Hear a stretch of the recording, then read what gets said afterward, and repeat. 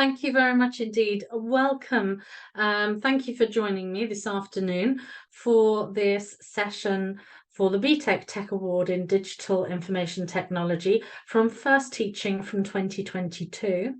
This session is preparing for external assessment, component 3, effective digital working practices. This is our agenda for this afternoon. So we're going to look at an overview of the component content, an overview of the assessment structure, some example questions and mark schemes, and how you can get further support and guidance. We are quite a select group this afternoon, so please go ahead and type any questions that you have into the chat. Hopefully I will be able to answer them. But if for any reason you ask me a question and I don't initially know the answer, I will go back and check it, and we will then be able to post it on the frequently asked questions page on the Pearson website. Okay, so with no further ado, let's have a look first of all. I'm going to escape this and I'm just going to have a look at, hopefully you can see the digital information from digital information technology landing page from the Pearson website. And you can see here that this is where you can download the specification and the sample assessment materials. And you will see here, if I scroll down, you can see that we've got the sample assessment materials for component 3, effective digital working practices, and the additional sample materials. This is the question paper and this is the mark scheme. So this is another resource that you can work through to give you an understanding of what this the assessment for this component looks like. Okay, now if I look at the specification, and here's one I downloaded earlier, we can see, if I just scroll through, we can see that component 3, here's the contents. Component 3 is down here.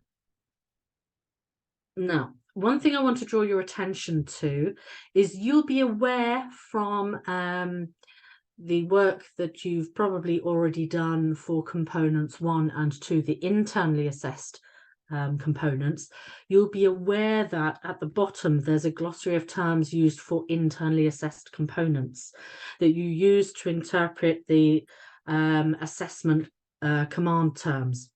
Now remember, this is the glossary of terms used for the internally assessed components, and it's not the same as the one we use for the externally assessed component.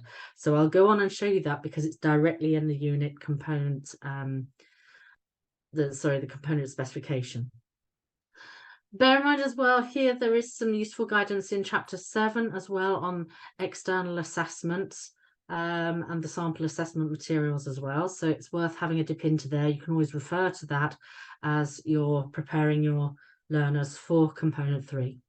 Now I'm going to go straight down to the component specification, and like all of the other components in the specification, we have the same format essentially, but this time what we're actually looking at are the assessment objectives. So I'm just whizzing through the mark bands, marking grids that you'll be familiar with for the internally assessed components. And I'm going through now, just here we are, component 3. So same format, same structure. You've got the component in brief. We know that there are 48 guided learning hours, and it is external synoptic assessment. Now this is really important because what we're doing with component 3 is drawing out, we've got the component content, the teaching content for this component, but in addition it's also synoptic, so it draws on the knowledge, learning, understanding and skills that learners have developed throughout their learning for this award, this qualification. What it means is that they are applying their knowledge and understanding, drawing that together, and we can see a little bit later on how they overlap. So these are the assessment objectives. So AO1, demonstrate knowledge of facts, terms, processes, and issues in relation to digital information technology. Assessment objective 2 is demonstrate an understanding of facts, terms, processes, and issues in relation to digital information technology. Assessment objective 3 is apply the understanding of facts, terms, processes, and issues in relation to digital information technology. And assessment objective 4 is make connections with the concepts, issues, terms, and processes in digital information technology. So this is where we're seeing this synoptic assessment coming through. So I wanted to make sure that you're aware that there is this guidance within the content of the specification. And here we can see the essential content that learners are required to learn and you need to teach them in order to fully prepare them for component 3. We've got modern technologies. And if we just go through the impact of modern technologies. B is cybersecurity, threats to data, prevention and management of threats to data, and policy. And then C, the wider implications of digital systems, responsible use, legal and ethical considerations. And then finally D, planning and communication in digital systems, particularly looking at forms of notation, D1. Here are the links to the other components. So we can see that component 1 draws on topic area A1, types of interface and factors affecting the choice of user interface. Topic area A2, which is the accessibility needs, and topic area B1, the planning tools and the methodologies. And from component 2, learners are drawing on their knowledge and understanding of topic area A7, threats to individuals. Okay. Now, these are the key terms typically used in this assessment. So when I explained to you earlier that the glossary, appendix 1, for the glossary of the internal assessed components is different to the key terms that are typically used in assessment for component 3, which are listed here in their entirety. Now there aren't so many, so that's that's good, and they're all we're going to look at this in more depth. Okay, right, so I'm going to head back to my presentation. Those are the 4 assessment objectives that we've just looked at. And those are the subheadings that we've just scrolled through that come directly from the component specification. So this is what learners are required to learn in order to be fully prepared for their assessment. Okay, assessment objective C and D, the forms of notation. Now this is synoptic assessment. As I said, building on the learner's knowledge and understanding that they've gained from components 1 and 2 already, and enables their learning to be brought together and applied in different vocational contexts. Learners are required to analyse and interpret information in relation to an organisation or enterprise and to make recommendations on strategies to use to improve the performance of the enterprise. So we give them they're within the exam paper, if you like, they are given vocational scenarios with questions that they need to provide answers to, and that they are always given within this sort of vocational context or scenario. So it follows that sort of BTEC way of learning. Learners need to demonstrate that they can identify and use an appropriate selection of skills, techniques, concepts, theories, and knowledge from across the whole qualification, So it's really about bringing together all of their learning and making sense of it in a vocational situation, or in the vocational situation that they're presented with within the assessment paper. Okay, this is just a representation again of what I showed you in the unit specification, showing the links to the content of component 1 and of component 2. And this is the key terms, those command verbs that we've looked at also in the spec. Now, what I want to do here is just have a quick look at these in a little bit more depth, because we're going to use these. So, for instance, we've got annotate the diagram. Learners may be required to identify and label diagrams or representations. They might need to state the features, processes, or characteristics for their purpose. Learners might need to present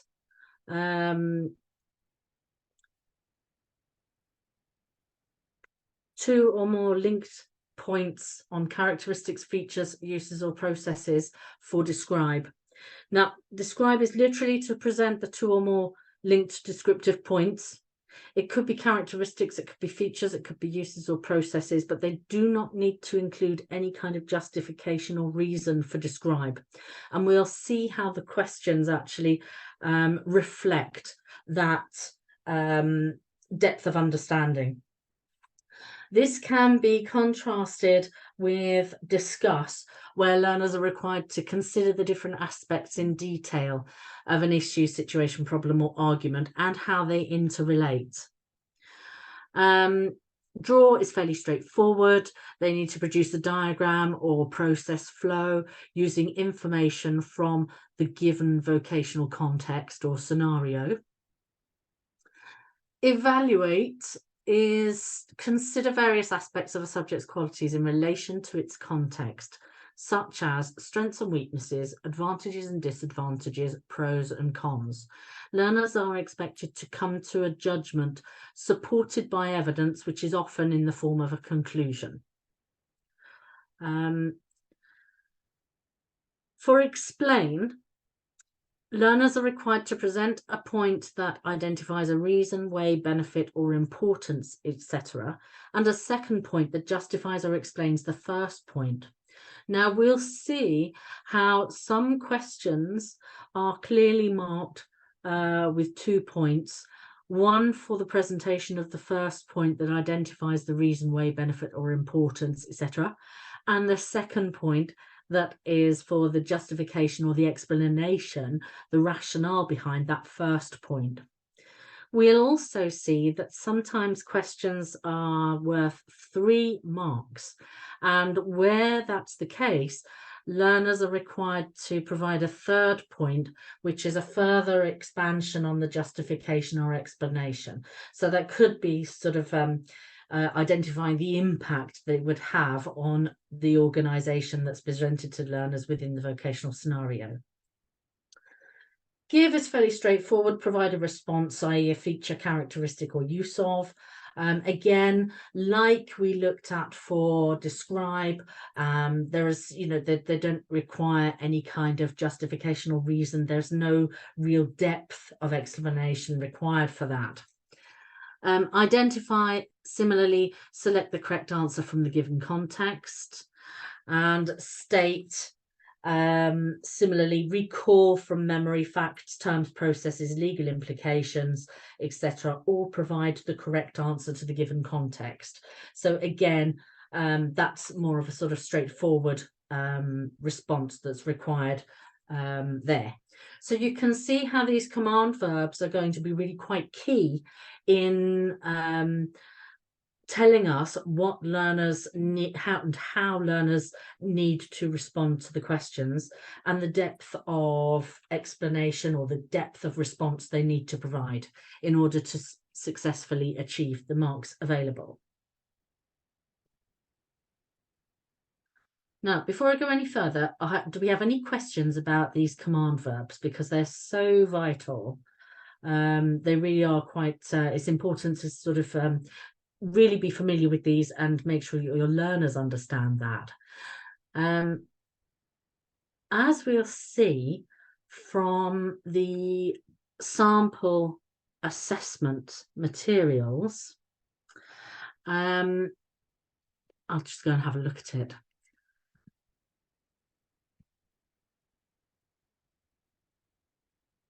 If we look at the sample assessment materials here, this is the question paper. We can see, this is all fairly straightforward information learners need to fill in. Instructions are given to learners clearly on the front page. And we can see here that learners are told to answer all questions, write their answers in the spaces provided. And just by having a quick look at this, we can see that we have a question number, a part A, space for responses, and the number of marks available for each question. We can see here, if I just whiz through, we've got 2, 2, 2, and we can see how these the number of points that learners are required to provide has been emboldened to support them and help them to respond. Let's see here, look, this question is worth 4 points overall. So the total marks available for question 1 here is 12 marks. Okay, so that's just to sort of give you an idea really of the fact that each of the questions will tell learners exactly how many marks are available, and the command verbs that we've just looked at are clearly stated there. So if learners have an understanding of the command verbs that are used and the number of marks available, they should be able to determine the depth of response required. Now, the space that's available to learners is also a bit of an indicator. However, you'll find as we look through this paper, if I just scroll through fairly slowly now, you can see that learners have been given a lot of space, certainly more than they will need to use. So they have plenty that's available to them.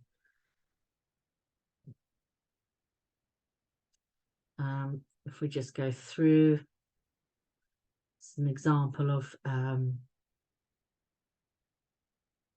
something we've been asked to annotate. And we can see here, look, here we have a question with 4 marks available, and we can see they've got space for longer answers here. Total marks for question 2 is also 12. Question 3 is slightly different. It's worth more marks overall. Each of the questions, question 1, question 2, question 3, and question 4, all have a different vocational scenario. So here again, 4 marks available, longer answers are required. Similarly here. And if we go down further, we can see question 3 has a total of 16 marks available. Question 4, different vocational scenario again. And here we can see that learners are required to explain one reason, and then there are 3 marks available. So this is an example of where I was saying to you, to explain, learners need to state their point, then explain or provide the reasoning behind that, and then where used, a third point is a way that learners can then further expand on that second point that they've made to attract the third mark. Now here we see there's a question worth 6 marks, and again learners here have got a much longer space to record their responses. Similarly here, and for question 4, the marks available are 20 in total. So you can see that it's not the same value of marks available for each question. Question 1 was worth 12, question 2 is worth 12, question 3 is 16, question 4 is 20, and my maths isn't great, but I know that adds up to 60. Okay.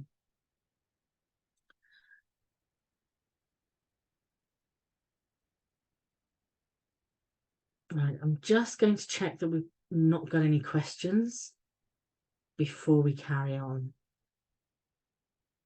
No questions. Good.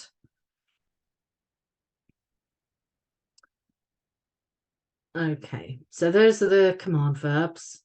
As I said to you, Unit 3 is the focus of today's event because this is the externally assessed component, and this component is for first assessment in January/February 2024. So this is the first external assessment window coming up for this qualification.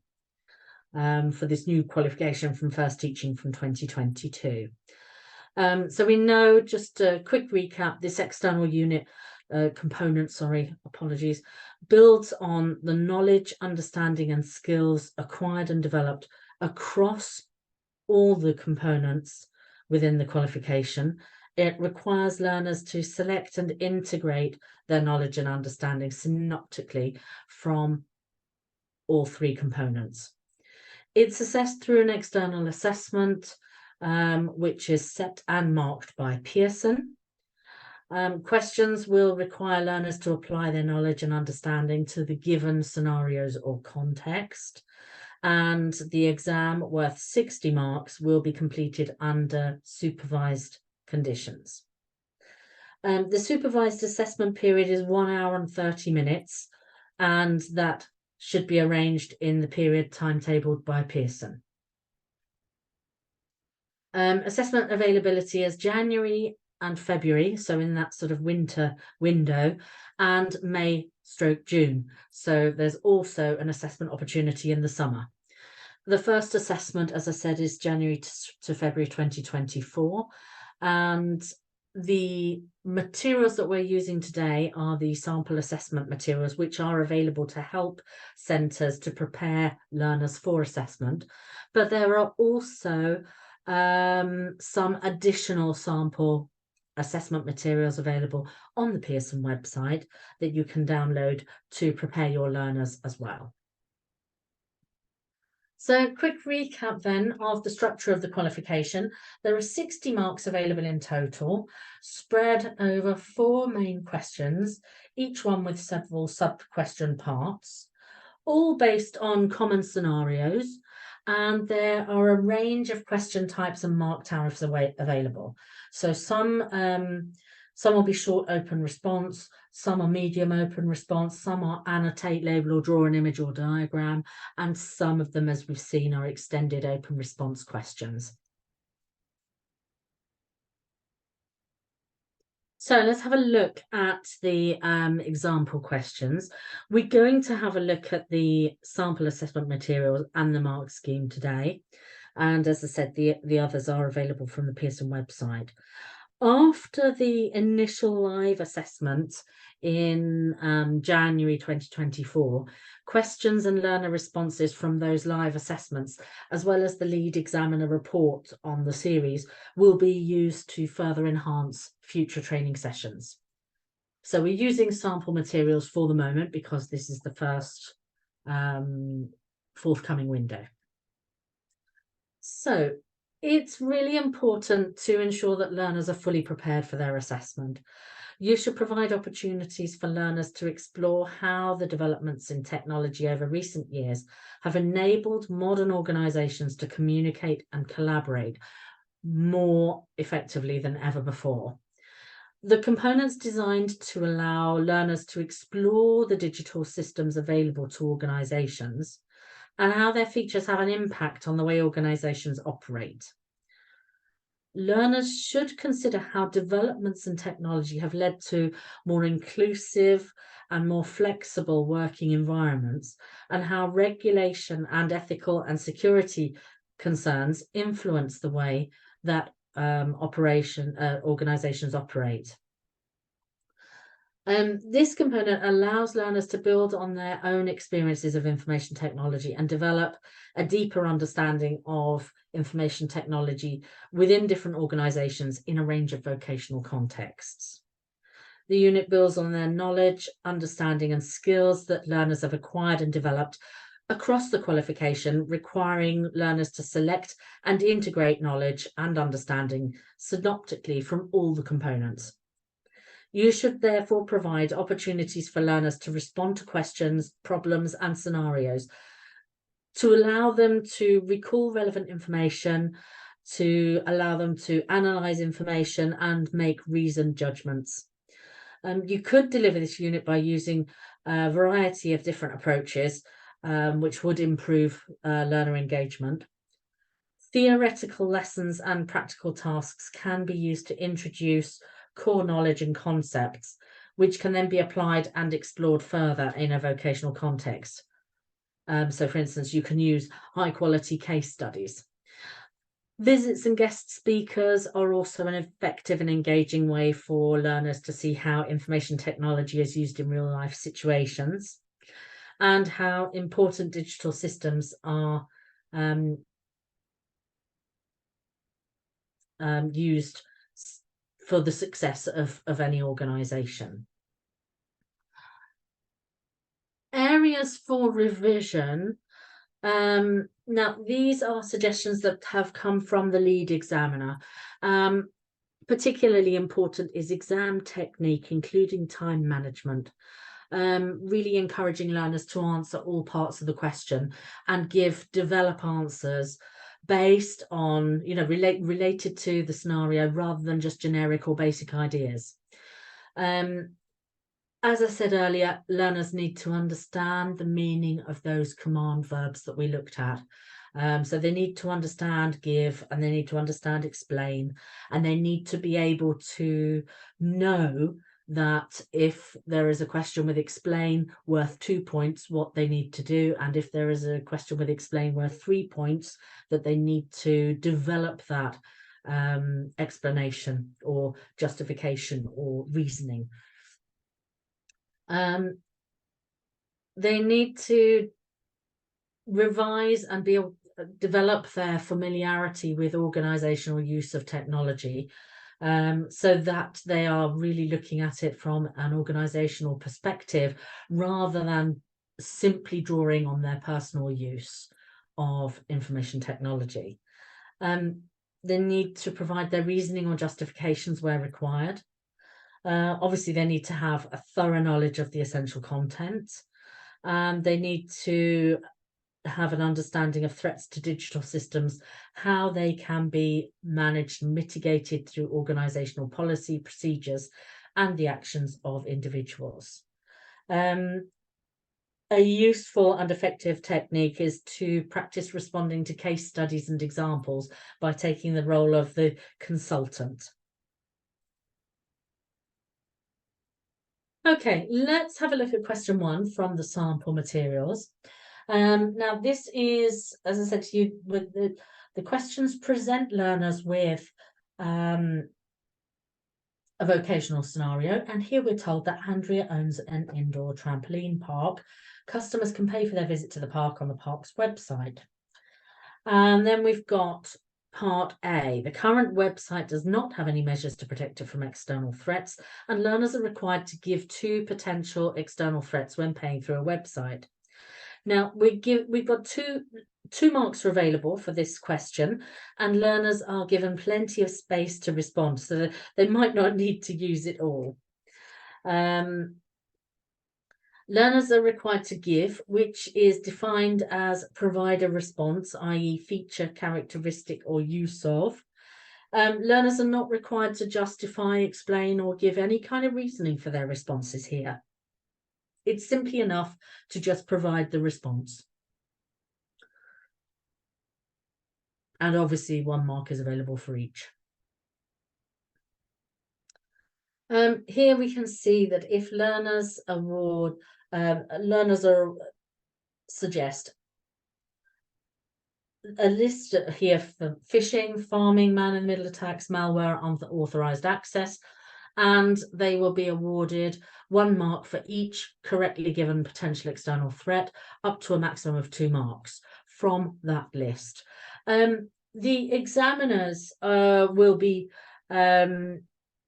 looking for ways to award points. So it's in a BTEC way, it's you know, it's one of our traditions. We always look to award marks positively rather than, you know, we don't look to deduct marks. Obviously examiners will be following the mark scheme, but they will always be looking to award points where it's warranted. So for instance, if learners come up with any other appropriate response, then that will be recognised. Okay, question 1B.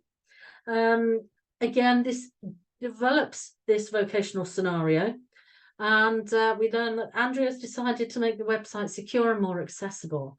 So learners are asked to explain one security feature that could be added to a website to make it more secure.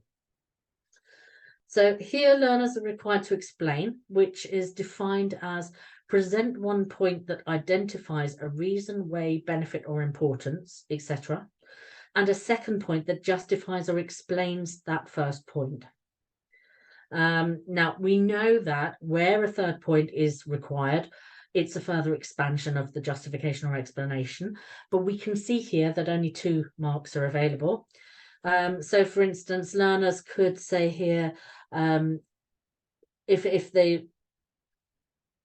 learners provide a correct security feature and justify that security feature, they will be awarded the 2 marks. The first mark for the provision of the correct security feature, and the second mark for the justification of that security feature. So for instance, if a learner said add 2-factor authentication to the website so that personal information or payment details are always confirmed by the customer, the fact of adding 2-factor authentication to the website would be worth 1 mark, and so that personal information or payment details are always confirmed by the customer, that justification, the reasoning, would be worth the 2nd mark. Alternatively, a learner could say capture tests, which is worth 1 mark, to ensure the site is being accessed by a real user, another mark. An alternative again would be add HTTPS to the website, which would be worth 1 mark. And if they provide the reasoning so that data is encrypted when processing payments or personal information, then that would be the requisite justification, the reasoning for the successful award of that 2nd mark. Now here I've sort of given you these examples in a fairly logical order, stating it and then developing the explanation, but examiners will award marks for whatever order. So marking points might be reversed, they're given in any order, and like I've said for the first question, part A, examiners will also accept any other appropriate response. Okay, 1C. Now here learners are asked to explain one accessibility feature that could be included on a website to assist users with additional needs.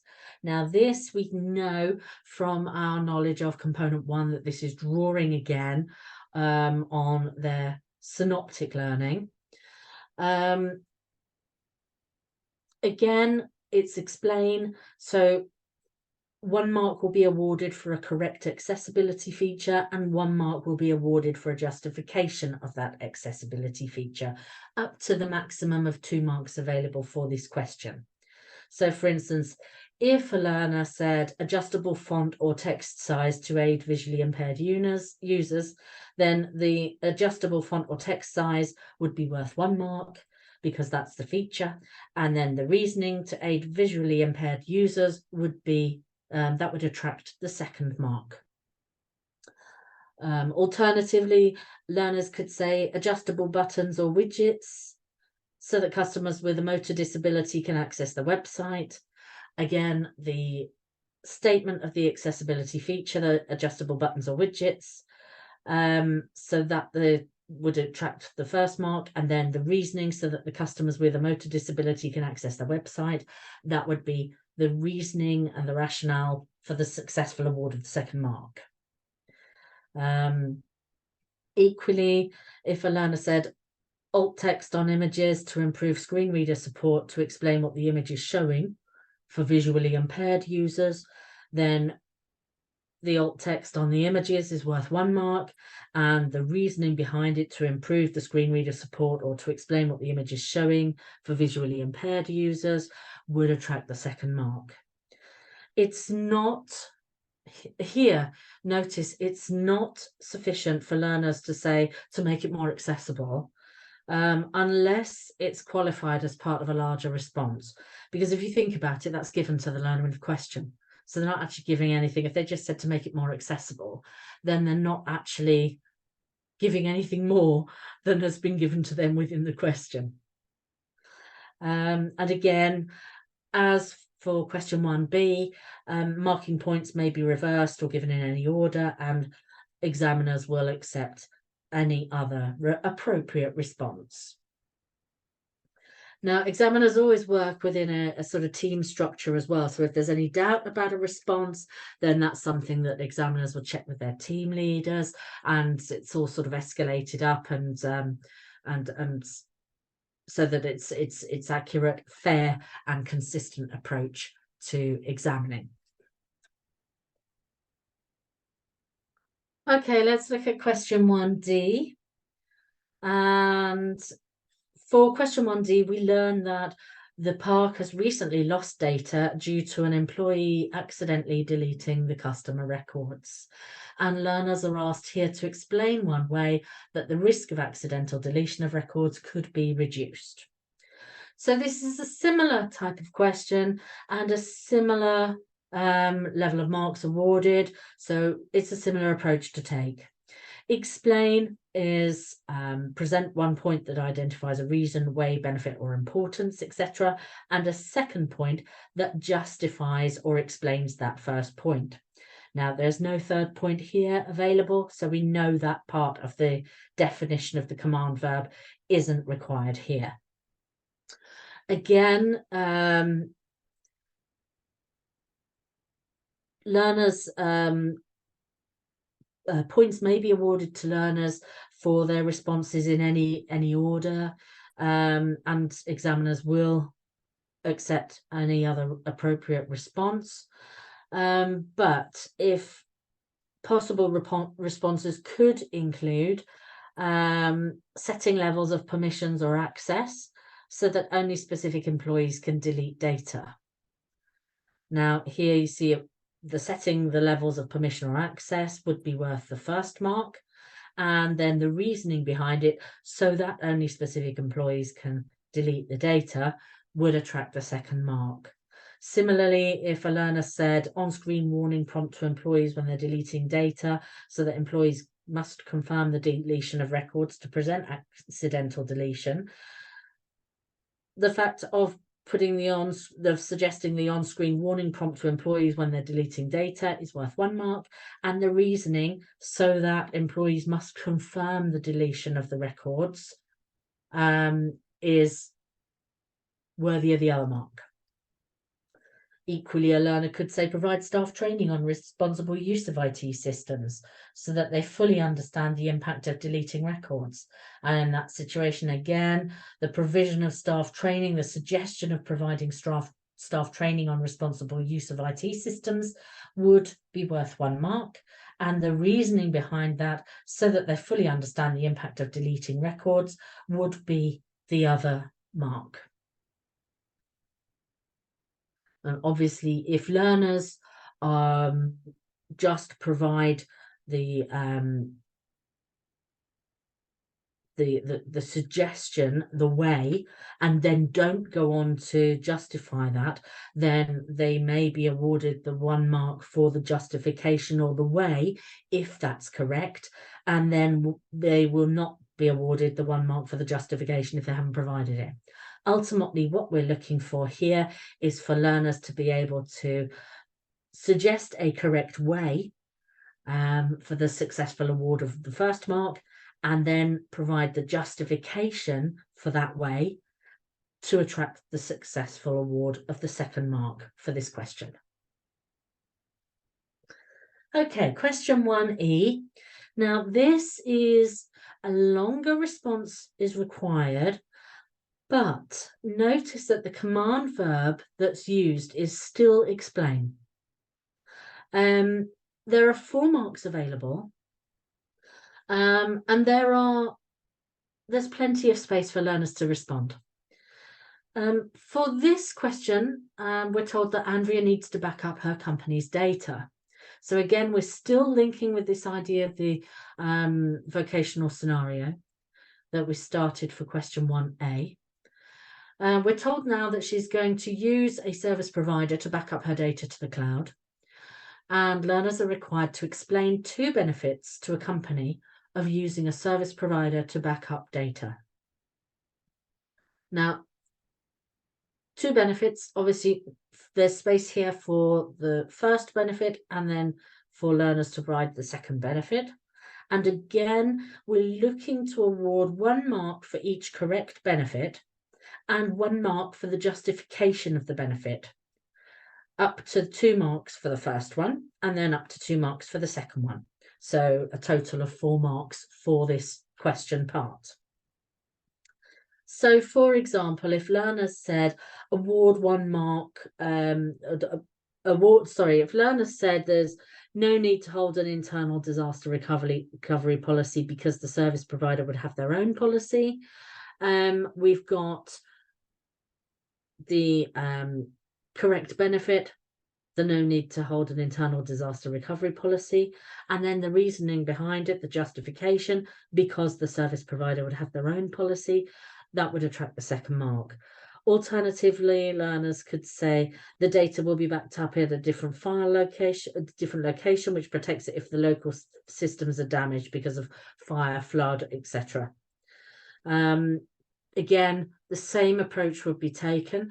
It's 1 mark available for the correct benefit and 1 mark for the rationale behind it, the justification.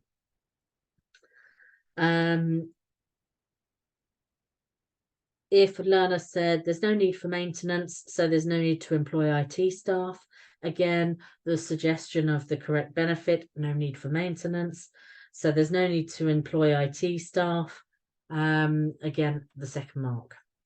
And if they said that support was available so that technical issues could be resolved quickly, again, we've got the statement of the correct benefit and the explanation behind it, the justification, the reasoning. So that would attract the full 2 marks available for this point. Now, learners have to provide 2 points and explain each of them for the successful award of all 4 marks. Again, the justifications may be interchangeable, but they can only be rewarded once. And like we've seen for the other questions in question 1, any other appropriate responses will be accepted. Excuse me. Okay, so that's question 1, and we can see that the total number of marks available for question 1 is 12.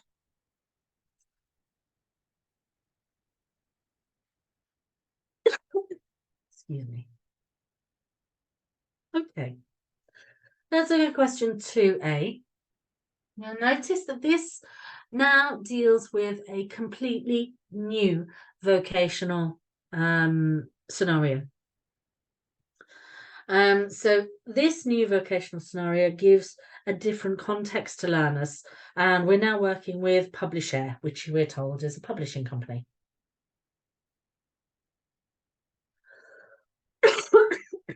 Oh, excuse me. Notice that the command verb that we use in the question here is state. Now, state is defined within that glossary of the key terms, the command verbs. Recall is state is defined as recall from memory facts, terms, processes, legal implications, etc., or provide the correct answer to the given context. Now, here we can see that learners are required to state 2 ways. So there are 2 marks available, 1 mark for each way. And they are required to state it, but they don't need to provide any kind of reasoning or justification for this. And learners will be awarded 1 mark for each correctly stated way, up to a maximum of the 2 marks. So, for instance, learners could say, allows customers to set advertisement preferences, use purchase history to match similar products. Any other appropriate response could also be rewarded.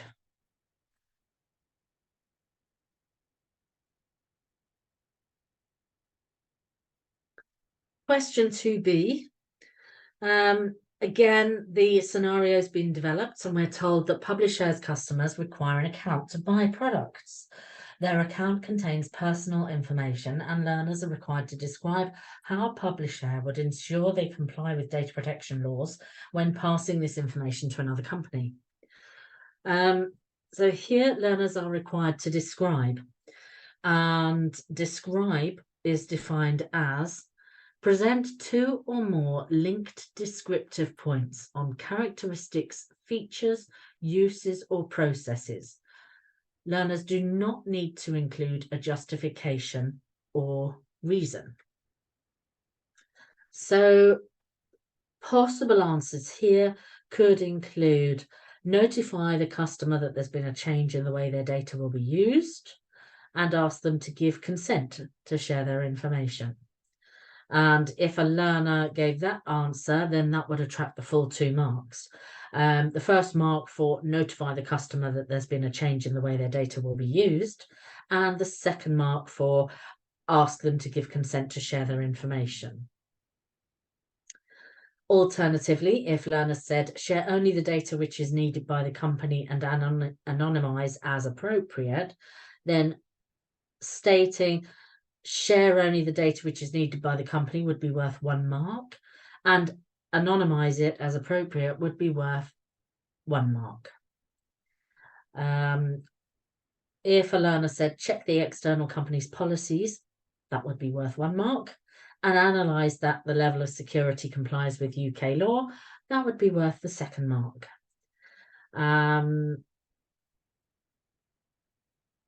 Equally, check where the external company will store the data, that would be worth 1 mark, and that it's in a region with appropriate data protection laws, that would be worth another mark. And finally, contact the Information Commissioner, worth 1 mark, and register the change in use, another mark. So again, similarly to the other questions and the approach to take, examiners will be asked to accept any other appropriate response. Question 2C, here learners are required to annotate a given diagram. Now, an example is given to learners to help them to understand exactly what they're required to do. Now, we're told that Publisher use cloud computing technologies for employees and writers to collaborate, and learners are asked to annotate the diagram by identifying and labeling 2 different collaboration features for this system, stating how each feature aids collaboration. Now, an example is given to help learners to understand, and this will be assessed by examiners awarding 1 mark for each correctly identified and labelled collaboration feature, and 1 mark will be awarded for correctly stating how each feature aids collaboration, up to that maximum of 4 marks. So again, it's fairly sort of conclusive, fairly straightforward award of marks. And if I show you this, we can see here some possible answers.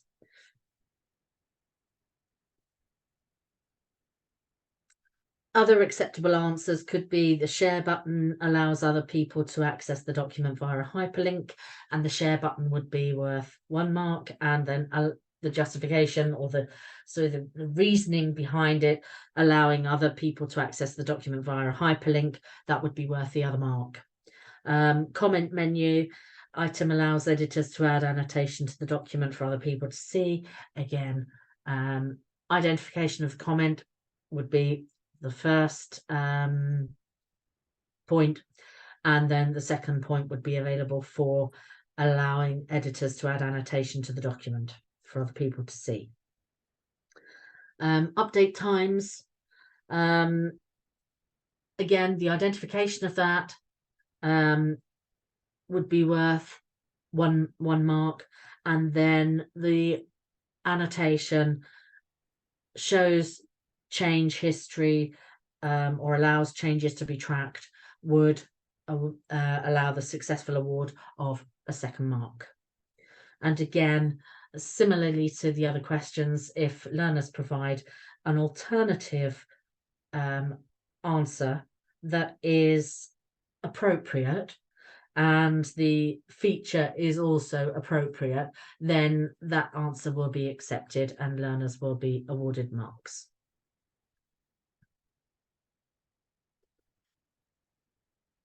Okay, question 2D. Question 2D says the use of collaborative technologies will allow Publishares employees to work from home, and learners are asked to explain 2 benefits to a company of allowing its employees to work from home. Now, again, we're using the explain command verb, and learners are expected to explain 2 benefits. So again, we're looking for learners to present one point that identifies a reason, way, benefit, or importance, and a second point that justifies or explains the first point. Now, possible responses here. Again, the approach that will be taken with the awarding of marks will be 1 mark for the statement and 1 mark for the justification of the benefit, up to the maximum of 2 marks for each of the 2 benefits to the company. So learners could say, for instance, reduced need for office space, which would mean that costs are reduced. Identifying the benefit of a reduced need for office space would be worth 1 mark, which would mean that costs are reduced. That explanation, justification, the rationale behind it would be what would attract the second mark. Alternatively, learners could say improved employee morale, which would result in higher productivity, where improved employee morale would be worth 1 mark, and the justification of that benefit, which would result in higher productivity, would attract a second mark. Alternatively, increases its recruitment pool because there's a wider geographical area that companies can select employees from. The increasing the recruitment pool would be for the successful award of 1 mark, and then everything after because, that justification, that reasoning that there's a wider geographical area that companies can select employees from, would lead to the successful award of the second mark. And again, like I said previously, marking points can be reversed or given in any order, and justifications may be interchangeable, but they will only be rewarded once. So they can't keep using the same justification. Now, this is the end of question 2, and question 2 has, like question 1, 12 marks available in total. So, do we have any questions at all about those? Do you have any questions about the questions?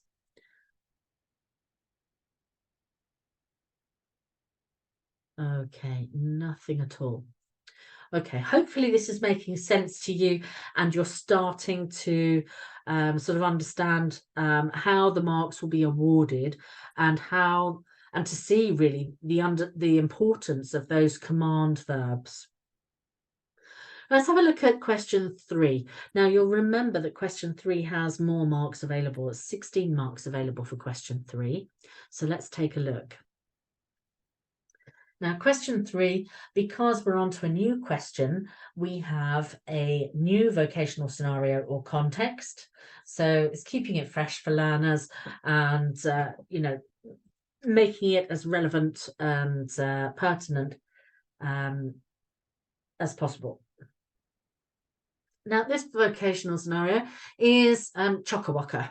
It's a confectionery manufacturer that makes high quality sweets and chocolates that they sell in their shops and online. Chockawocka's recipes are protected by intellectual property rights. And there are 2 questions here. Part A, explain one way that Chockawocka can use intellectual property rights to protect its recipes. Now for this one, notice that for question 3, now we haven't got any describe or identify or state here. We're going directly straight away into explain. And we can see that there are 2 marks available, so we know that learners have to present 1 point. So they have to set out the way and then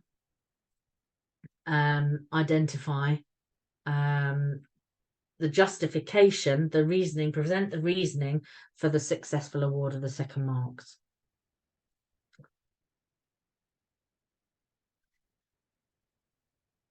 So, what are your thoughts? What would the potential answers be? What could learners say that would get them the 2 marks for 3A?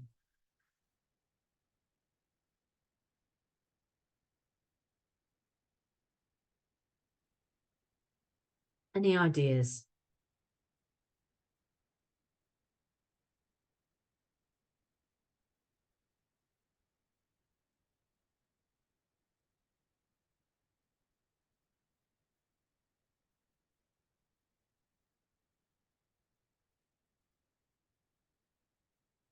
No? Okay, well, if learners said, if they said that one way was through patents, so that Chockawocka has exclusive rights to the recipes for a period of time, the fact of suggesting patents would be worth 1 mark, and then the reasoning behind it, so that Chockawocka has exclusive rights to the recipes for a period of time, would be worth the 2nd mark. Equally, if learners said copyright, so that others must ask permission to use the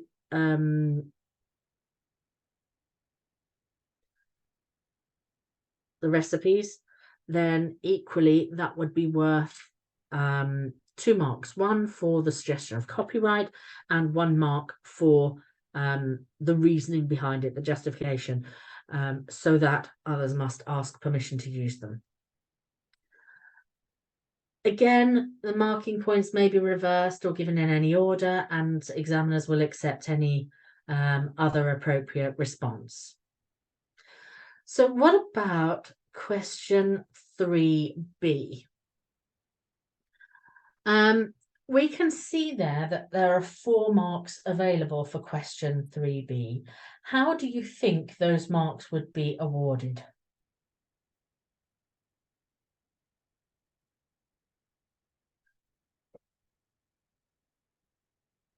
Pop your answers in the chat. How do you think those marks would be awarded for question 3B?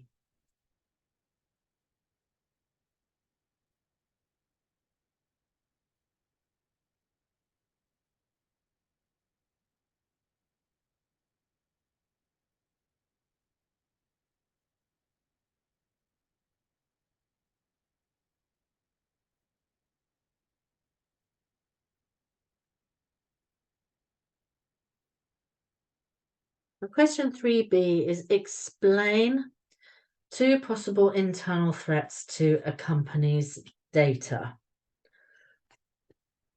And we can see it's worth 4 marks. So what would they be awarded for? What would learners be required to say here?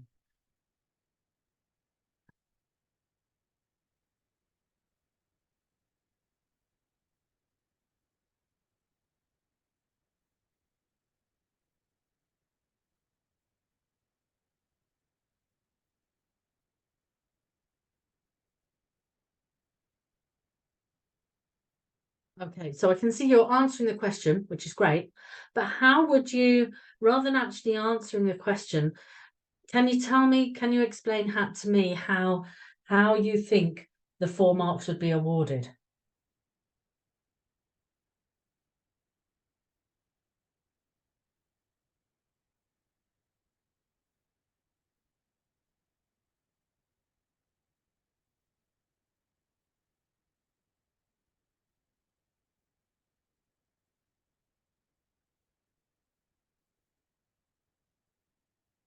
You're actually demonstrating, I mean, you in the answers that you've given, yeah, 1 mark for identifying, 1 mark for the expansion, yeah, times 2, perfect, excellent.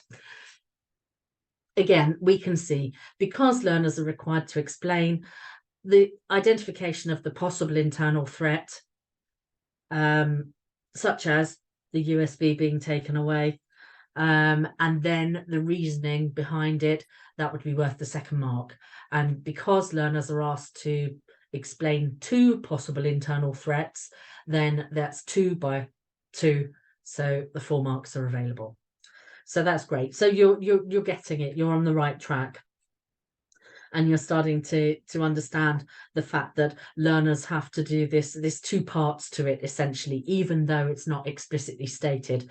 Because of this command verb explain, learners are required to present the 1 point. Here it's the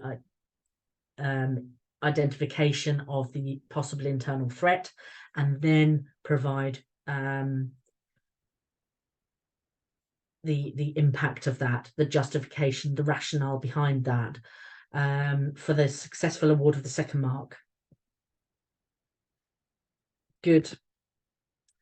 So if we go here, look, these are some alternative answers that learners could provide, and we can see here that, like I said, the 1 mark will be awarded for each correct internal threat, and 1 mark for the justification of the threat, up to the maximum of 4.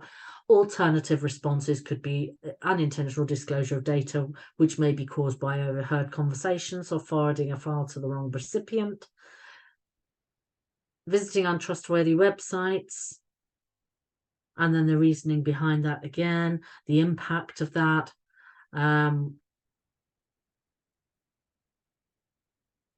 resulting in files with viruses or malware being installed onto computers, and then finally, yeah, use of portable devices, which you came up with already.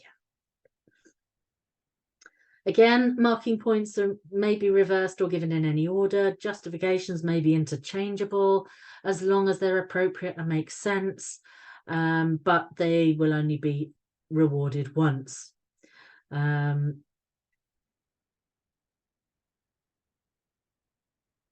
Good. Okay, let's look at question 3C. 3C, here we're told that staff use a key to access Chockawocker's server rooms, and that Chockawocker is considering installing a biometric system to improve security. And learners are asked to explain 2 benefits to a company of using biometric systems to improve security. So again, we can see here that explain questions always have 2 parts, identify and explain, and there's a mark for each. So in these questions, learners need to identify 2 things and explain both to get the total mark of 4. Learners often gain the 1st mark, but not the 2nd. So it's really important for learners to understand what they're required to do for the successful award of that 2nd mark. So this comes down to learners understanding what's required for explain, and recognizing on the exam paper that where the marks are identified, whether it's 2 or whether it's 4, depending on the number of responses required, to give them a clue as to how many points they need to make, really, to get the full marks available. Here are some possible answers for question 3C. So, for instance, again, we can see only the registered users can access the room with worth 1 mark, because they have to be present to be measured, would be the 2nd mark. The system can track who accesses the room, 1 mark. Because the data is unique to an individual, 1 mark. And the users will no longer need a key, 1 mark, which can be easily lost or stolen, 1 mark.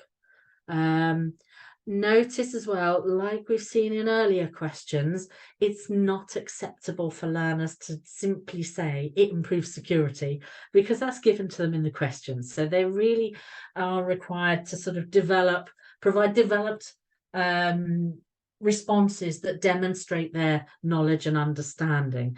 It's not going to be sufficient to repeat anything that's given to them in the question.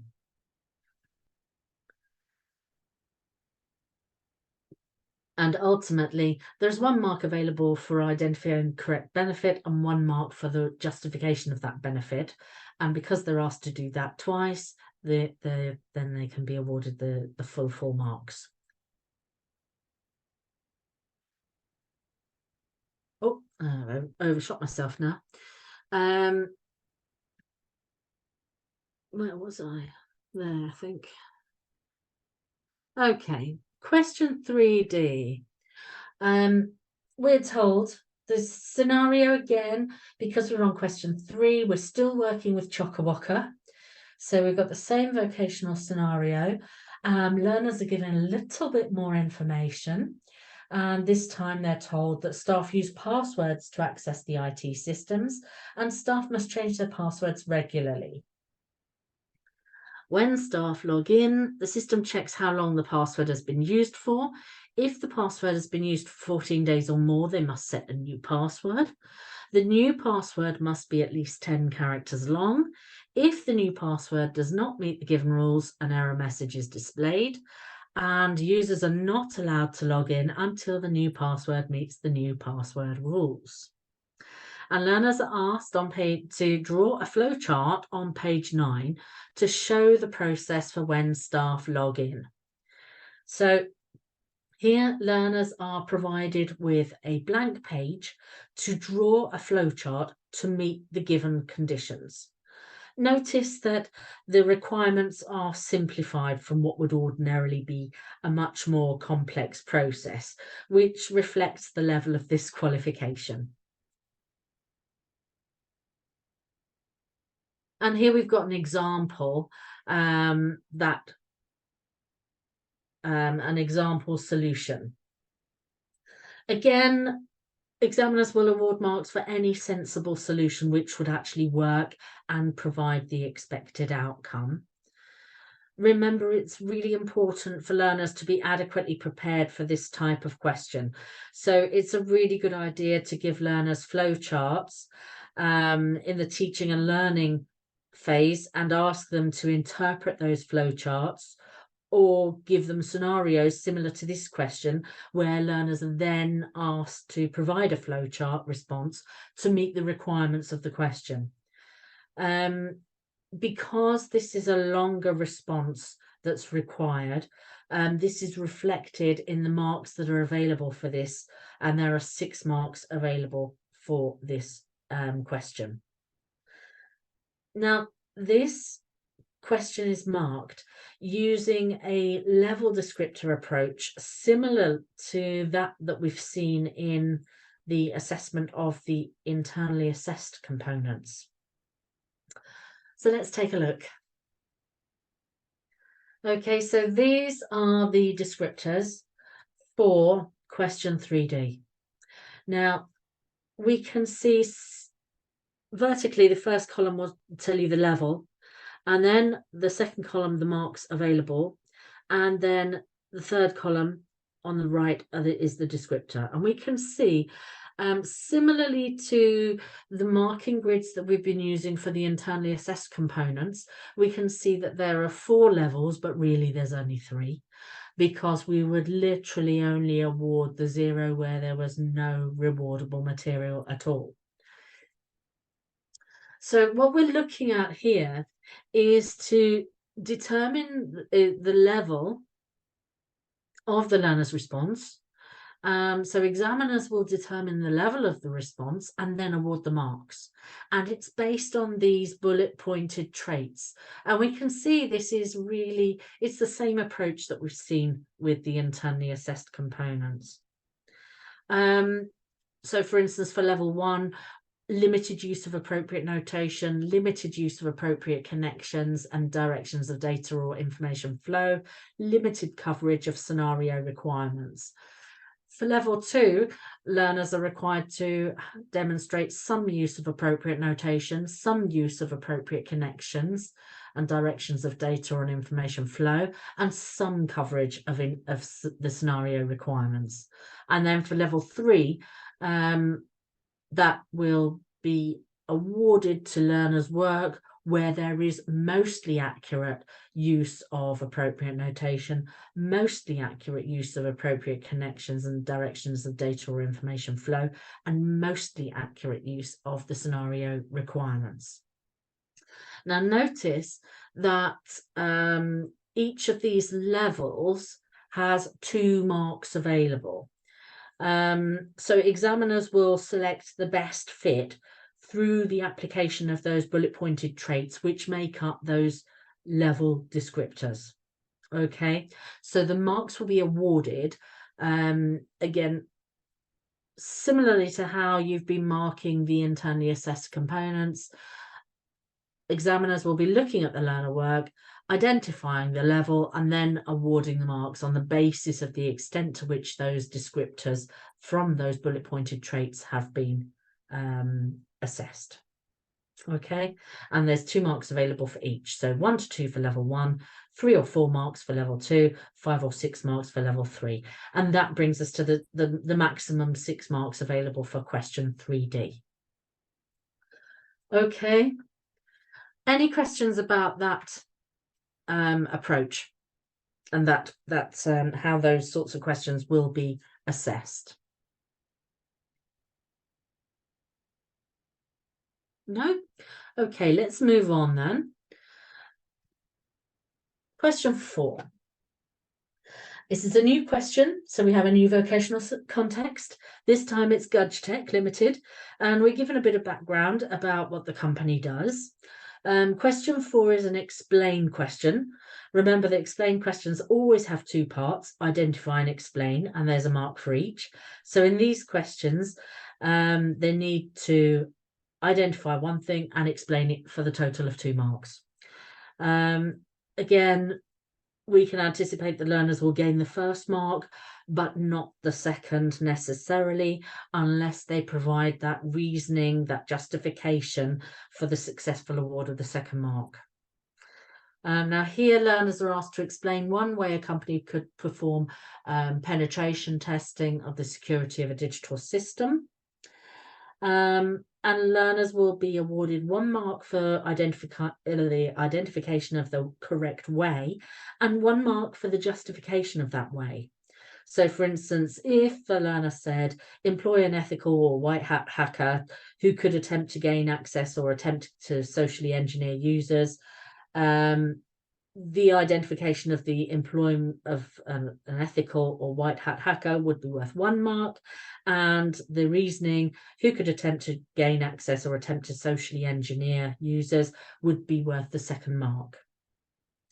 Equally, if a learner said use automated or testing software tools which would scan system settings and programs and produce a report of errors, conflicts or weaknesses, again that would reflect that would attract the successful award of both marks.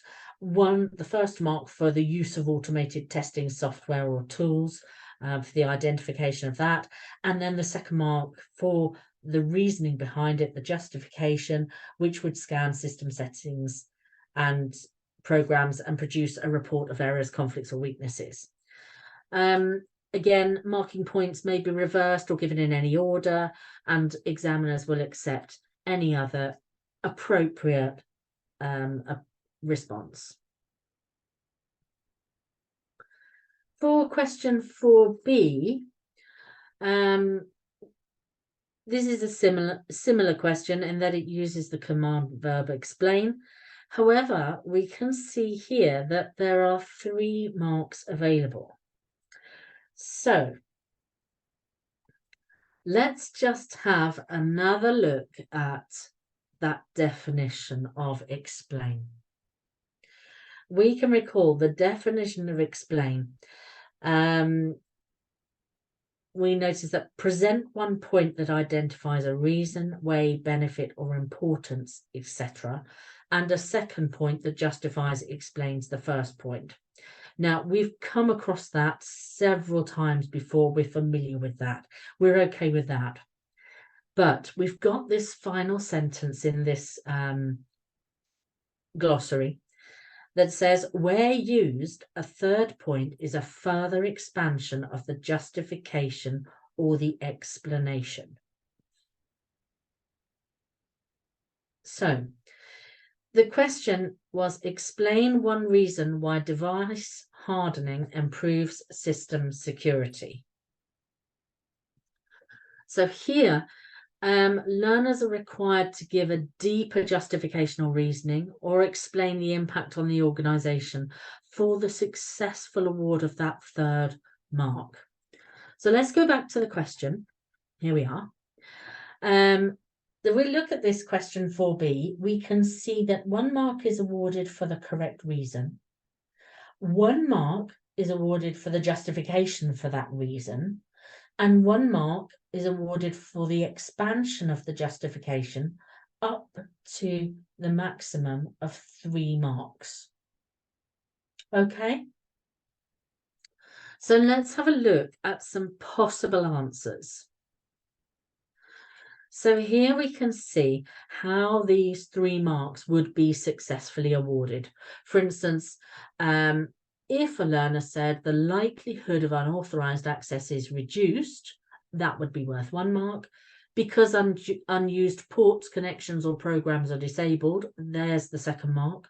Which limits the number of weak points or attack vectors in a system, that's the third mark.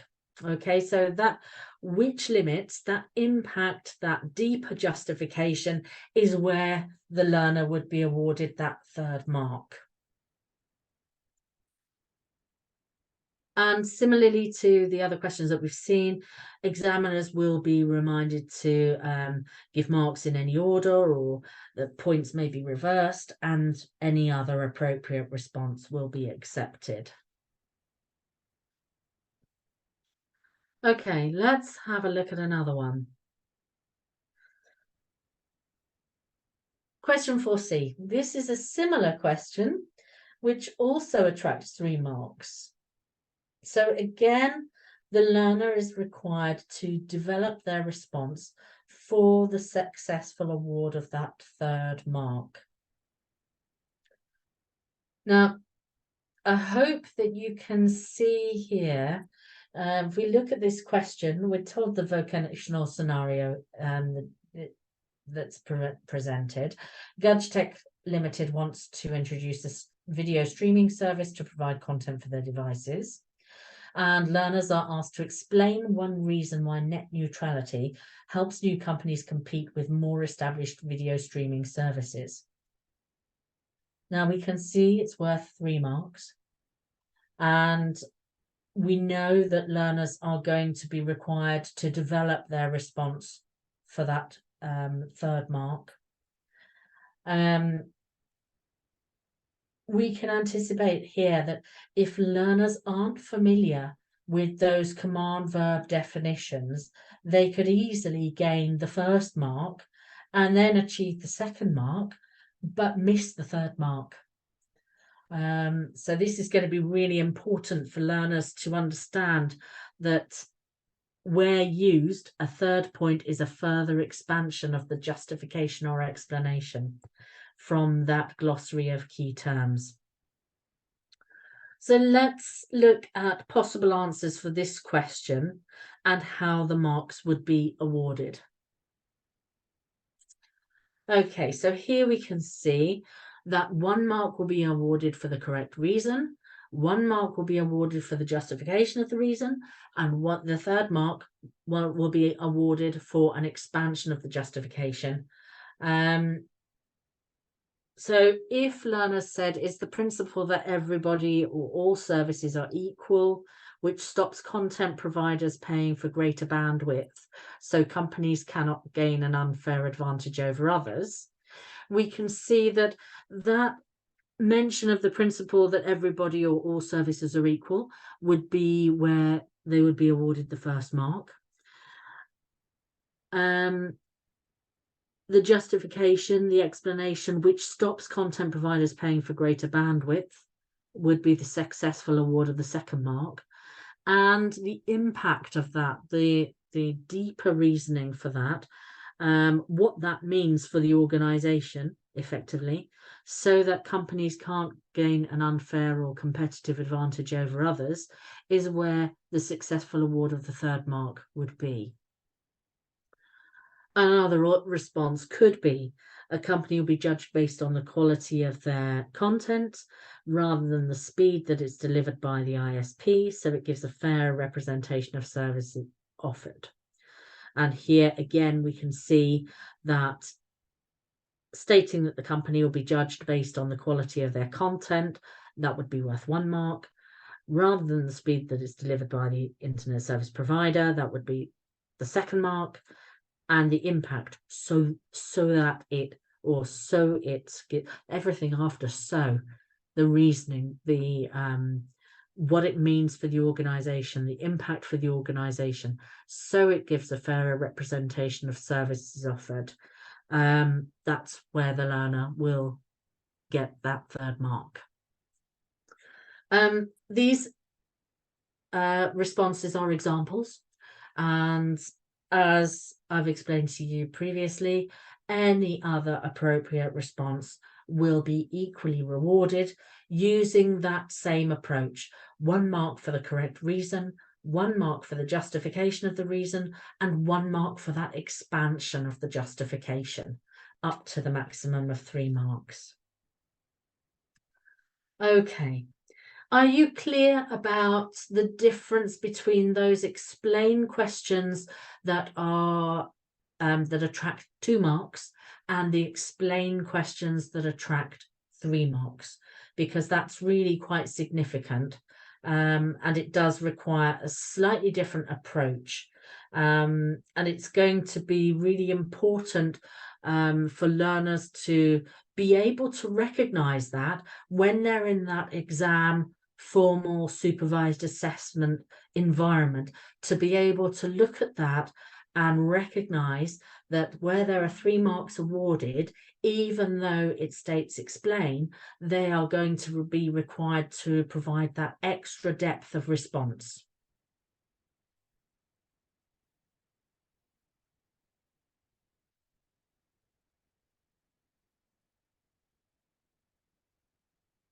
Okay, let's look at a different question.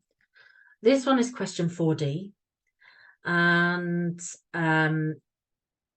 again, the same structure. The vocational scenario is developed. We are told that, or learners are told that Gudge Tech Limited have offices in London, New York, Hong Kong, and Sydney. Their latest project is developing a new smartphone, and designers from all offices will be involved. And learners are asked to discuss how modern technologies can be used to help the company manage this project. Now, we can see that there are 6 marks available for this question. This is a synoptic question. Learners are given much longer space in the exam paper to actually answer this question. The scenario has been further developed. Learners are required to discuss how modern technologies can be used to help Gudge Tech manage their project to develop a new smartphone. And we know from our glossary of key terms, the command verbs, that discuss is defined as consider the different aspects in detail of an issue, situation, problem, or argument, and how they interrelate. Now, the approach that the indicative content that I'm going to go through now is not prescriptive. Responses may cover some or all of the indicative content, but learners will be rewarded for relevant responses. So their discussion may consider collaboration, the use of online systems for central storage, for instance, allowing workers in any location to access the files when they need them. The fact that work can be accessed 24/7, so different time zones can continue working on the same files after the other time zone has finished work. Use of online development tools to enable simultaneous working regardless of location, so teams can be based in different time zones or locations. No need to have testing in one office and development in another. Testers and developers can be chosen from different offices depending on availability and their skills. Online testing documentation. Test outcomes from one team can be instantly seen by developers in another team, so that allows immediate action as well, an immediate response. The use of online software to enable collaboration on documents, for example, Google Docs, aids development documentation such as change logs, as both testers and developers can contribute to that. Communication. And for communication, with the content could include range of communication methods, so email, instant messaging, allowing teams to work in flexible ways and easily communicate with teams in remote locations and in different time zones. For example, teams that are only a couple of hours apart can communicate live, but others may have to use messaging or email. Easy mass communication between the whole team, group lists, mailing lists, allowing communications to be easily targeted to the appropriate team.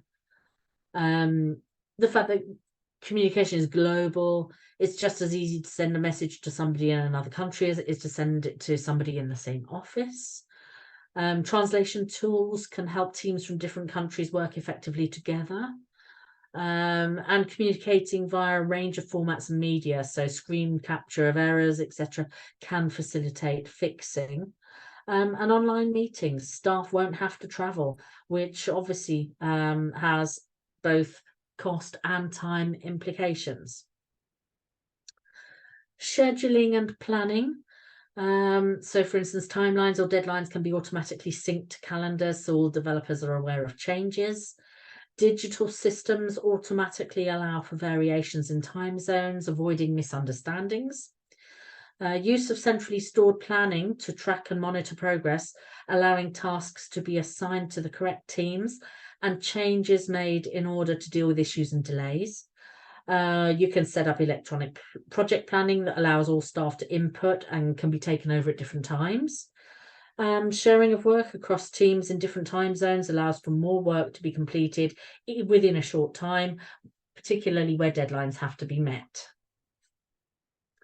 Now, similarly, as we've seen in the earlier question, question 4D, this type of question is assessed using a descriptor approach. Learners' responses will be credited according to their demonstration of knowledge and understanding of the material, using the indicative content and the level descriptors. Let's have a look. Now, here again, we can see that we have 4 levels, but in reality, there are 3 levels where marks are awarded. Level 0 is only used where there is literally no rewardable content. Level 1 attracts 1 to 2 marks. Examples here, the descriptors demonstrates isolated knowledge and understanding. There will be major gaps or omissions. Few of the points made will be relevant to the context in the question.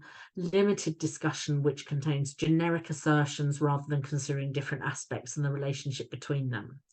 So if the learner provides that type of response and meets those points, those traits, then it would be assessed at level 1 and the examiner would match best fit the learner work and award 1 or 2 marks.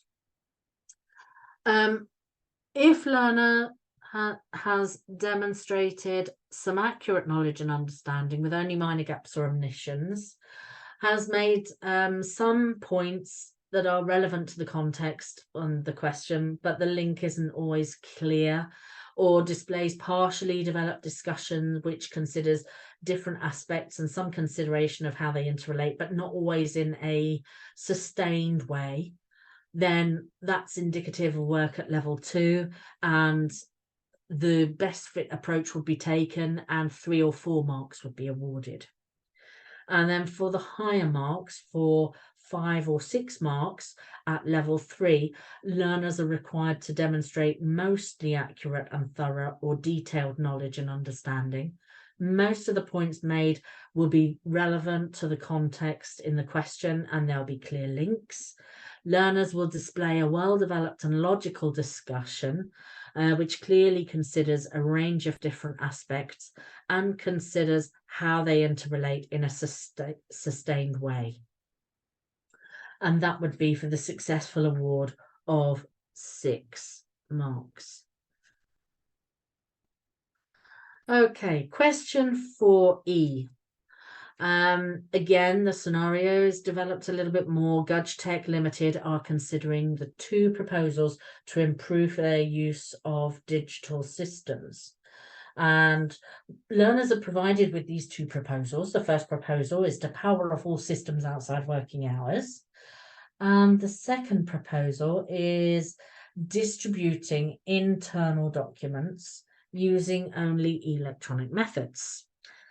And here learners are required to evaluate which proposal would have the most positive impact on GudgeTech Limited.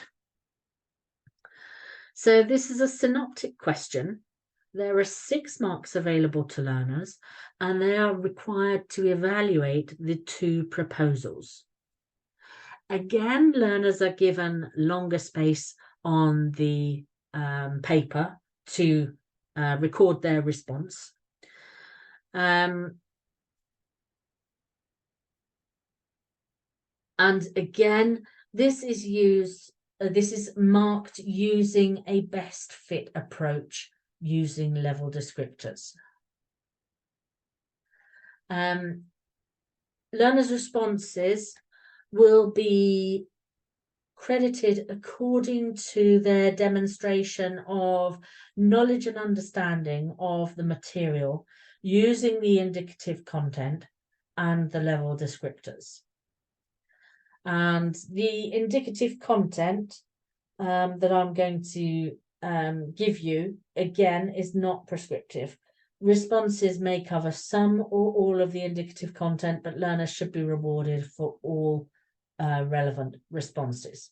Now, their evaluations may consider risks, positive impact, and evaluation or conclusion. So, for instance, if we drill down a little bit further, risks for proposal 1 could be potential loss of data if servers are powered off.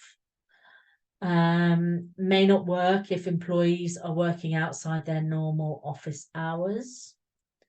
Risks associated with proposal 2 include the security of documents, which may be compromised if they're shared without being encrypted beforehand.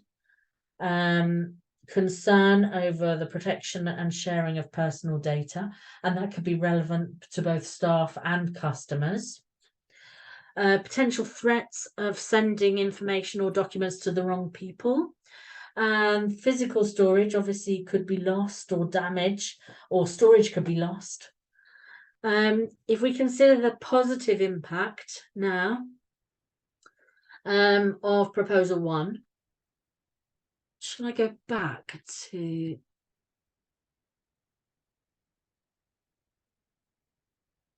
let's go back so that you can see the proposals as well. So if we look at the positive impact of these proposals, if we look at the positive impact of proposal 1, data will be backed up in a different location, which minimises the risk of data loss. There'd be a reduction in costs of electricity, and it would reduce the environmental impact. The positive impact for proposal 2 could include a reduced need for physical storage, a reduction in printing requirements. It could be quicker to share documents. It reduces the environmental impact. Transmission is safer and documents are encrypted. A bespoke system designed for internal networks and their interfaces can help accessibility and inclusivity. And then finally, the data stored within documents can be easily integrated into data analysis and presentation systems. So if learners have considered the risks and then the positive impact, and then draw an evaluation or conclusion, for example, if they said proposal 2 will not only have a positive impact on Gudge Tech Limited, but also on the environment, it will change the way that employees work, as well as reduce the need for resources and storage. Documents can be shared quickly between employees, and security of documents and intellectual property will be increased. And then they are assessed according to their responses are assessed according to these descriptors. So again, here we can see that for level 3, learners need to demonstrate mostly accurate and thorough or detailed knowledge and understanding.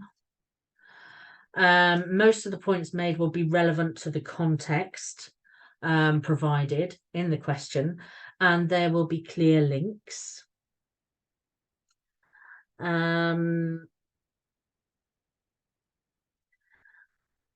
Learners will display a well-developed and logical explanation in their responses, which clearly consider different aspects and those competing points in detail. So, you know, whether it's in this example, we're looking at the risks and the positive impacts. It could be in a different question. It could be the advantages and disadvantages. It could be pros and cons, strengths and weaknesses.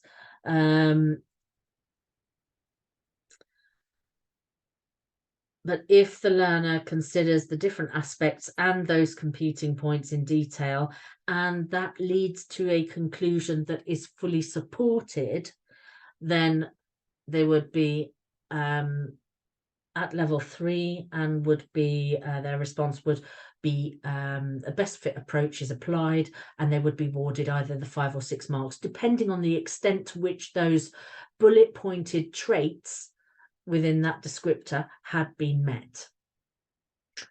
If the learner had demonstrated some accurate knowledge and understanding with only minor gaps or omissions, and some of the points made were relevant to the context in the question, but the link wasn't always clear, maybe a bit tenuous, and learners had displayed a partially developed evaluation considering some of the different competing points, but not always in detail,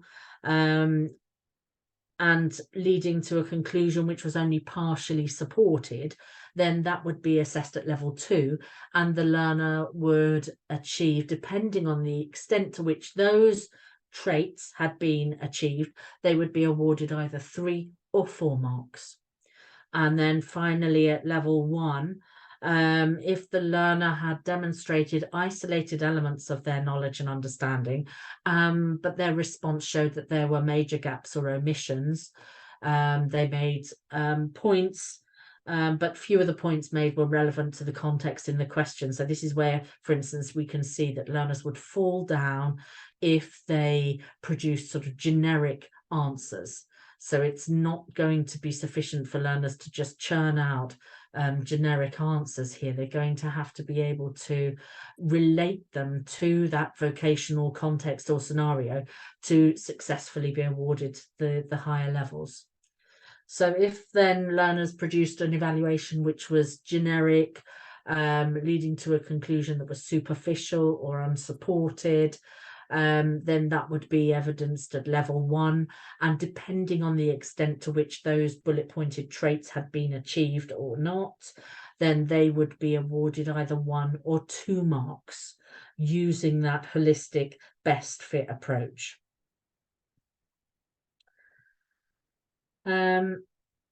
Again, similarly, learners will be rewarded for other relevant responses, but this approach of the application of these level descriptors will apply. Okay, now we know that question 4E is the last part of question 4. And in total, we can see that question 4, the exam paper has started off with lots of state, then or identify or give or describe and sorts of questions, and then progressed with some explain questions. And then we saw how we had the annotate the diagram question in there. And then a little bit later on, learners were required to explain at the start of the question and then provide longer responses. We had the requirement for learners to produce the flow chart.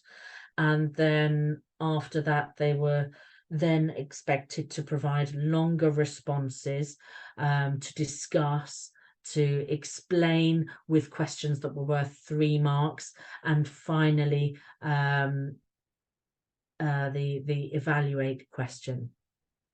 So you can see how the questions throughout the paper have kind of started off being more straightforward, worth fewer marks, and they've sort of grown in depth throughout the breadth of the paper, but also throughout the depth of each question. So each question starts with a more basic type of question. So for instance, question 1 started with a more basic requirement. But then by the time we get to question 3 and question 4, the first part of the question requires a deeper response right from the get-go, but then progresses throughout the other parts of the question to even more, even deeper response requirements. So we can see that there's progress and depth throughout the breadth of the 4 questions on the paper, and also within the part A to part E of each of the questions. And that's reflected in the marks that are available for each section, for each question of this exam paper. And we saw, didn't we, that for question 1 there were 12 marks available. Question 2 was equally worth 12 marks. Question 3, requiring greater depth of response, attracted 16 marks in total. And then question 4 was worth 20 marks in total. So there's 60 marks available for the whole paper. Okay, do we have any questions about any of the questions that we've looked at on the exam paper, the structure of the questions on the paper, any of those command verbs that are used, or the number of marks that are awarded, that are available for each of the questions on the paper? Any questions about any of those aspects?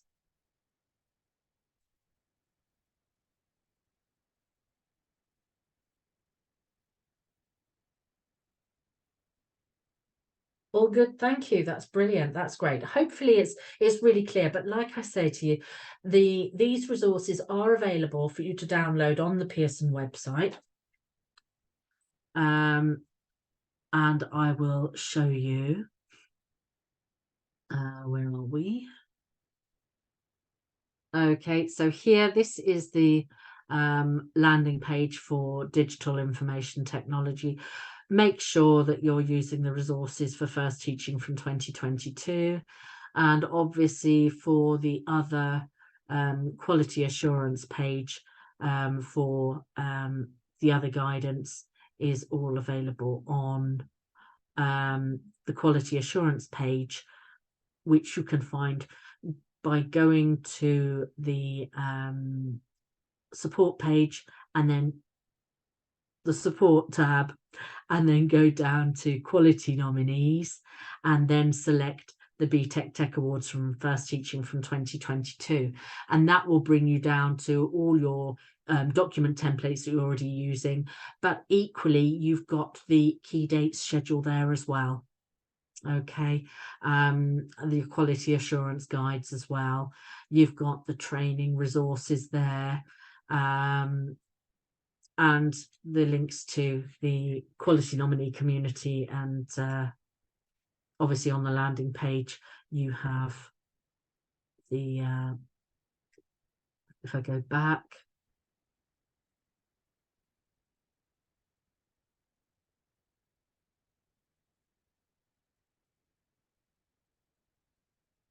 this is how to get there.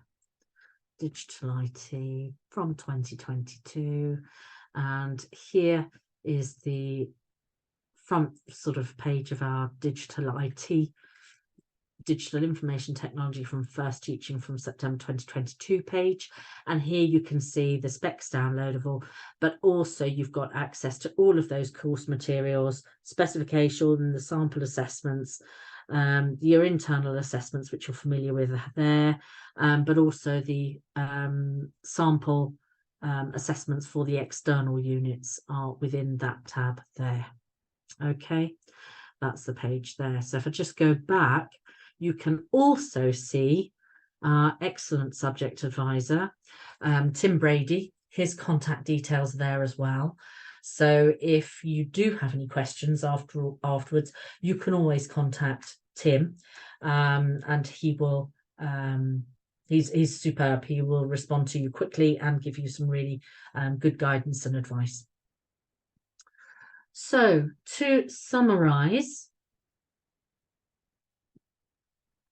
learners they really need to be exposed to case studies to apply their knowledge and understanding to a vocational context. There really is no substitute.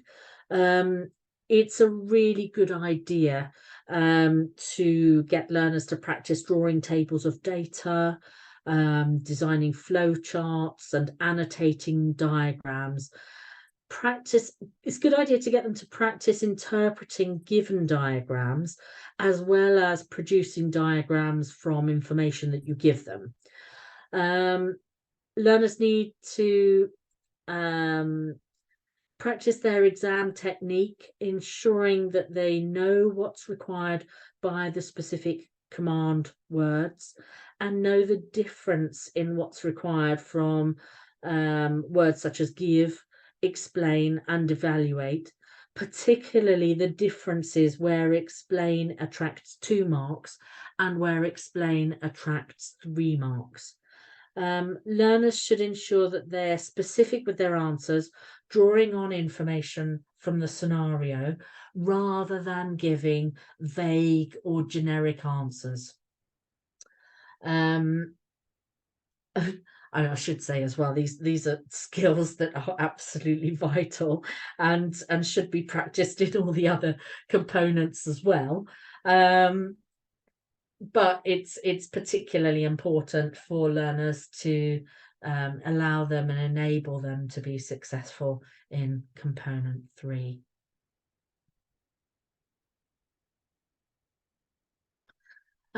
Availability and resits. Obviously, the first external assessment is January 2024.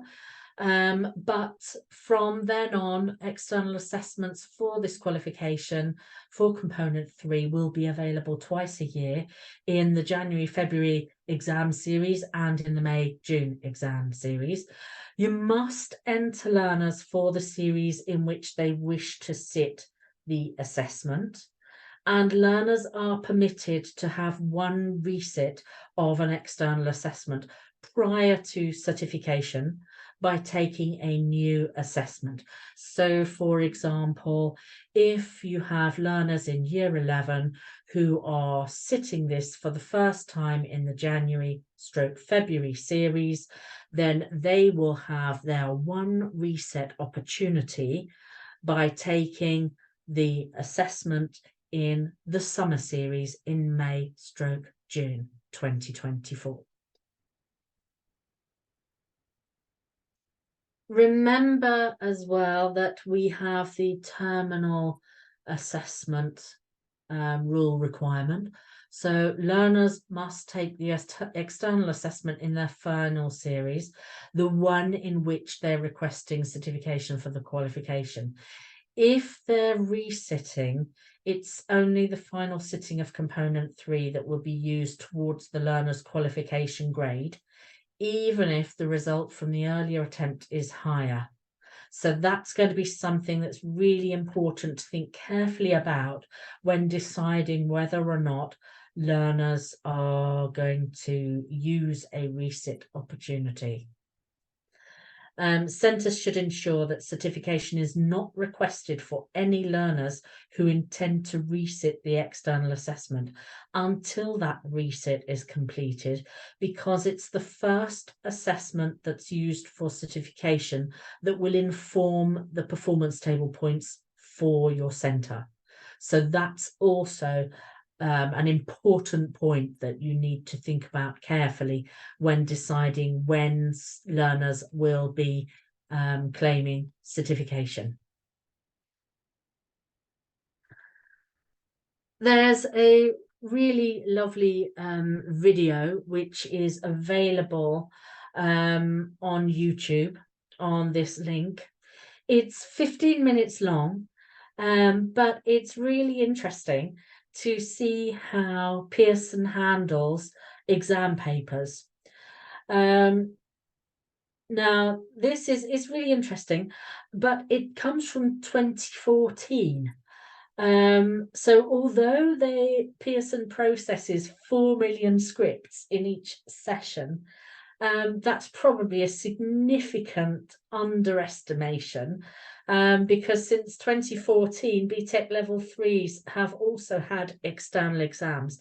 But it's an interesting watch, and it just shows you the other side of the exam paper experience, if you like. We spend a lot of time working with learners and in the exam room, and all the nerves and stress and excitement and anticipation that comes with that. And it's interesting to see what happens next. So I would encourage you to sit down with a cup of tea and watch that. It's an interesting watch. You also have the toolkit available to you, the delivery guides, the sample assessment materials, Results Plus, the Exam Wizard, and also there are paid resources available from to order from the Pearson website, the Pearson student books, the active books, and the active Learn teacher packs, as well as the revision guides and workbooks. The support materials are available on that BTEC Tech Award in Digital IT 2022 qualification page. That link takes you to the landing page that I showed you, and obviously there you've got the detailed specifications, you've got access to the past training videos that I showed you, we've got the Ask the Expert service, where you can contact our team of specialists, and the exemplar materials and the sample materials, the sample assessment materials, as well as the exemplar, obviously, standardization materials for the internally assessed components. And for the external assessment, the support services available to you are the Exam Wizard, Results Plus, and obviously from the January/February 2024 series, ultimately we will be developing that library of past papers to refer to in future years. I've given you our excellent subject advisor, Tim Brady's contact details as well. Here you've got his email address. You know where to find him on the website as well. So we've come to the end of today's session. If you have any other questions, I'm more than happy to answer them. Otherwise, thank you so much for listening and joining in. I hope you found this to be useful. Remember that I've gone through the sample assessment material today, but there is also the additional sample assessment material for you to use as well. So that's worth having a look at too. So do you have any other questions? No, all good. Yes, useful. Thank you. That's really, thank you so much for the feedback. I'm glad you found it useful. I hope it helps both you and your learners to get some really good outcomes from component 3. With no further ado, I will hand you back to our event support person, Ria, and say thank you very much for spending a couple of hours with me today, and I hope you have a very pleasant evening. Thank you very much indeed. Back to you, Ria. Thank you. Bye-bye.